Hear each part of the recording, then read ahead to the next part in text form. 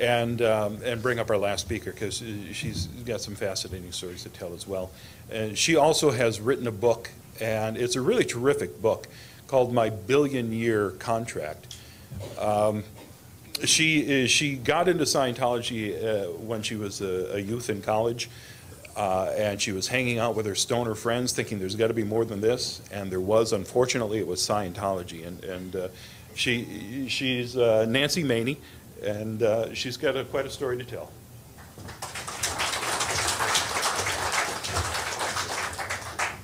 Hello, guys. Jeff and I haven't actually talked about this, but our length of time of involvement is pretty extensive, because I did join as a teenager, and I still have involvement, not directly from the inside, but from the outside. I wrote my book basically as a part of it was as a healing kind of a thing. My experiences throughout Scientology are very varied, and they touch upon almost everybody here, and some areas that are not there. I've experienced the RPF. I have worked for their intelligence bureau. Now, I'm talking about deep cover intelligence for both the Snow White program that was implemented years ago by the Guardian's Office.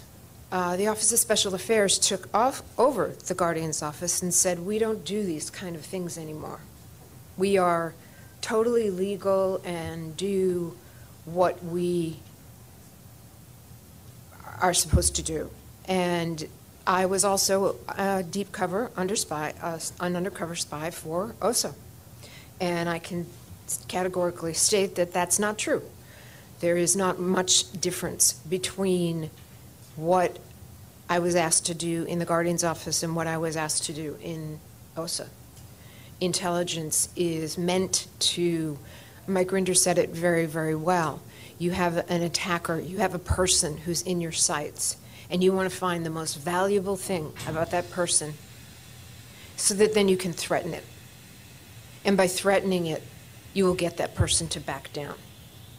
So that is the policy, the modus operandi. That was how they worked in the GO, and that was how they continue to work now.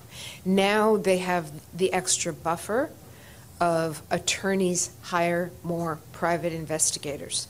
It's much more expensive now than it was with the GO. And you have the attorney-client privilege. So the church doesn't know whatever their attorney did. They don't know, or even if they did, they wouldn't share it. I also worked with Hubbard. I was Hubbard's assistant when he was in hiding. He had basically 7 divisions of his organization, and he had an assistant for each one of those divisions. And I was over the division called Division 6, which is Public Relations and Worldwide Expansion, which includes celebrities. And it includes how to get people into Scientology. How do you get, I mean, everybody in this room would probably think I would never. You could never. Oh, well, I'm telling you, you could. I was on a radio show a number of months ago where I did a recruitment cycle on the radio announcer, and he was just like, well, yeah, I'd like that.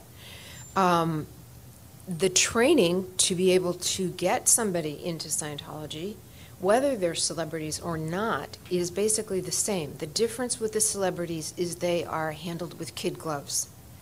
They are handled a bit, they don't plow in, because if a regular person blows off and says, I don't like you, they don't care. But if it's a celebrity, they've got a lot of investment and they want that celebrity, and they don't want that celebrity bad-talking you. I left the church, the C organization. I stopped working at all for Scientology in 1986 or 1987. And during that time, I then became a public Scientologist because I did it backwards. I was not public. I was, like many on the stage, I started at the top and then kind of went down.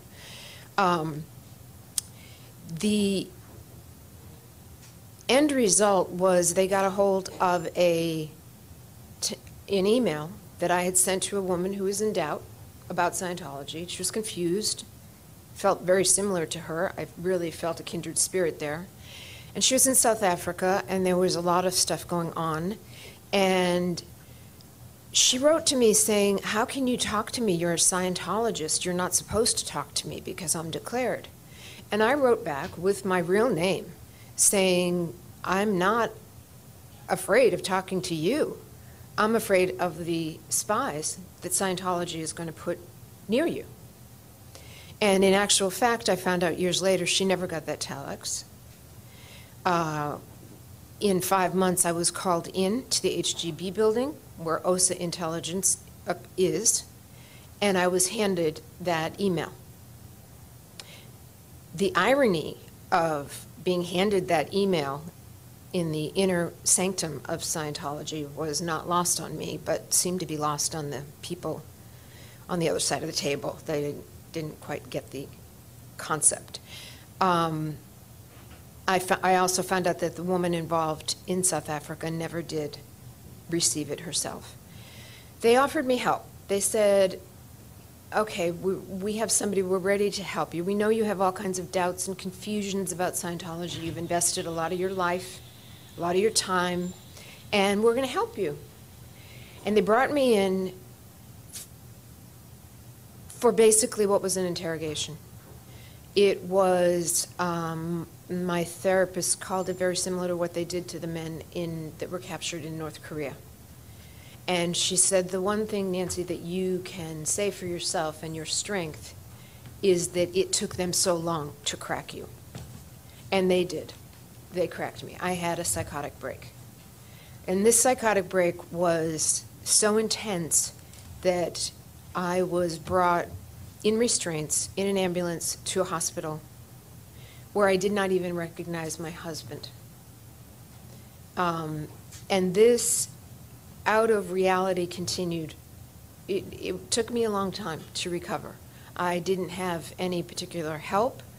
The quote-unquote church, I felt they were not helping at all. Let's just say that. The Scientology doctor they had sent me to had put me on a drug called chloral hydrate, the same drug that they gave to Lisa McPherson, who had died. I was told it was the same drug that Dr. Dank had found for L. Ron Hubbard, that was not such a psychiatric drug that he could take. And he's died. It was found in the body of, it was actually found as the cause of death of Pamela Anderson. No, is it Pamela Anderson? No, who's the, her son died and then she died. Anna Nicole Smith. It was this drug was the cause of her death. That's what the final thing came out. Chloral hydrate. Chloral hydrate was the name of the drug. I was having my own little opposite day after the hospital and decided that we would do the opposite. So I stopped taking everything that Scientology had told me to take. The huge doses of vitamins that I found out later when I found out that Lisa had died. They'd given her huge doses of vitamins. And a specialist, a doctor, got on the line and said, it wasn't one of these vitamins. It was the mixture of these vitamins that they gave her, sometimes forcing down her throat, that killed her.